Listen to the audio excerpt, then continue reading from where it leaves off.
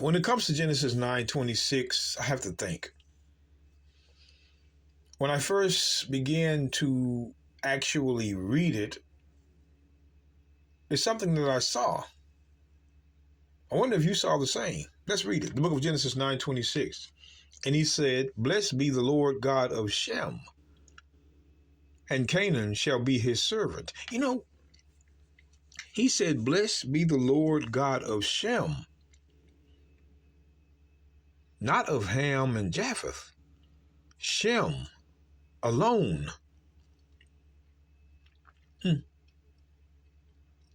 Haven't you ever wondered about that?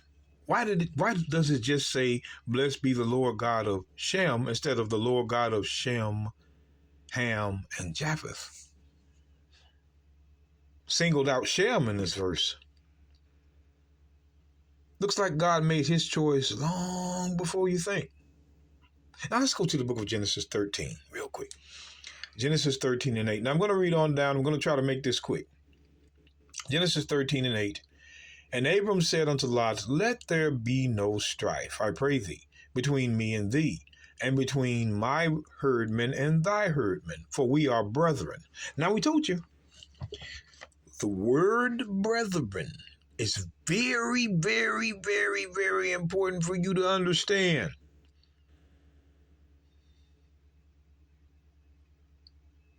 Lot and Abraham were Shemites. And again, we just want to point this out. We're not going to go to the New Testament this time. I just want to do Esther. Esther shows you it can get no clearer than this. Esther 10:3. For Mordecai the Jew was next unto King Ahasuerus, and great among the Jews, and accepted of the multitude of his brethren, seeking the wealth of his people, and speaking peace to all his seed. Again, the Bible identifies your brethren as your people, your seed. You have to understand that. Again, Ezekiel 11:16. It's been the same from the beginning. I'm just going to read the top of Ezekiel 11. Ezekiel 11, verse 15. Son of man, thy brethren, even thy brethren, the men of thy kindred. Your brethren is the men of your kindred, the men of the same father. That's brethren.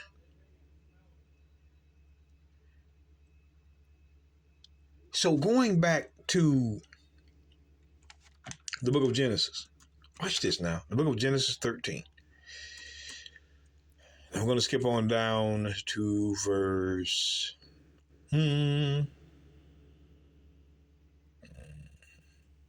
Okay, we're going to go down to verse 12. It says, Abraham dwelt in the land of Canaan, and Lot dwelt in the cities of the plain, and pitched his tent towards Sodom. Now, Sodom is a city of Hamites. Hamites. So Lot, as Abraham is among Hamites, and so is Lot in two different regions. Now, I want you to look at this. It says, but the men of Sodom were wicked and sinners before the Lord exceedingly. So here we are to know that the men of Sodom were wicked and sinners before the Lord exceedingly. The men of Sodom. So I'm doing this for a reason. Let's go to Genesis 18. Let's go to the scene where God is on his way to Sodom. Watch Abraham. Abraham says, that be far from me, far from thee, to do after this manner, to slay the righteous with the wicked. So we're talking about the righteous, we're talking about the wicked. We're talking about the righteous, we're talking about the wicked. And that the righteous should be as the wicked. That be far from thee, shall not the judge of all the earth do right? Now, this is Abraham talking to the Lord. And the Lord said, if I find in Sodom 50 righteous within the city, then I will spare all the place for their sakes. I will spare all the place for their sakes, the 50 righteous in the city. And the Lord said, if I find in Sodom 50 righteous within the city, then I will spare all the place for their sakes. If I find 50 righteous, I'll spare the place. Now watch this. And Abram answered and said, behold, now I have taken up upon me to speak unto the Lord, which am but dust and ashes. So he continues on until he said this. We're going to drop down to verse 32. And he said, oh, let not the Lord be angry, and I will speak yet but this once. Peradventure 10 shall be found there. And he said, I will not destroy it for 10's sake. So if God found 10 righteous men in Sodom, he would spare the entire city of iniquity if he found it. So let's go to Genesis 19, because I want you to see this.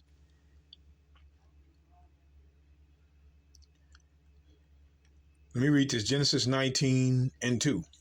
It says, and behold, and he said, behold now, my lords, turn in, I pray you, unto your servant's house, and tarry all night, and wash your feet, and ye shall rise up early and go on your ways.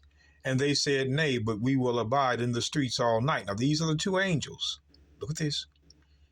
And he pressed upon them greatly, and they turned in unto him and entered into his house, and he made them a feast. Also, angels are eating people's food, and did bake unleavened bread, and they did eat. I want you to pay attention.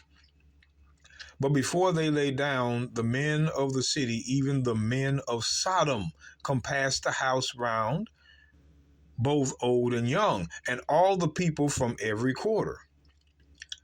And they called unto Lot, and said unto him, where are the men which came into thee this night? Bring them out unto us, that we may know them. Pay attention. Pay attention. And Lot went out at the door unto them, and shut the door after him. And he said, I pray you, brethren. Stop.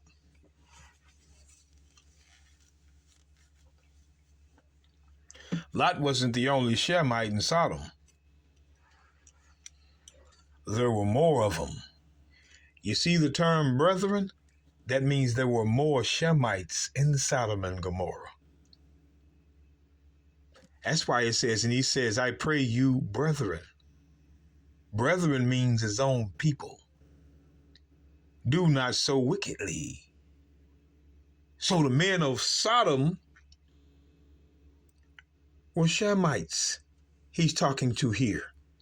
Not all of them. We want you to understand. See, that's why when you look at terms like brethren, know what brethren means. Because it looks like here God is sparing the city if he found 10 righteous Shemites in the city, because he didn't give a damn about the Hamites. He wasn't their God. That's why Genesis 9:28, you got to think about it. See, that's why when we drop down to verse 17, and it came to pass when they had brought them forth abroad, that he said, escape for thy life. Look not behind thee, neither stay thou in the plain. Escape to the mountain, lest thou be consumed. Because God is about to consume Shemites along with Hamites.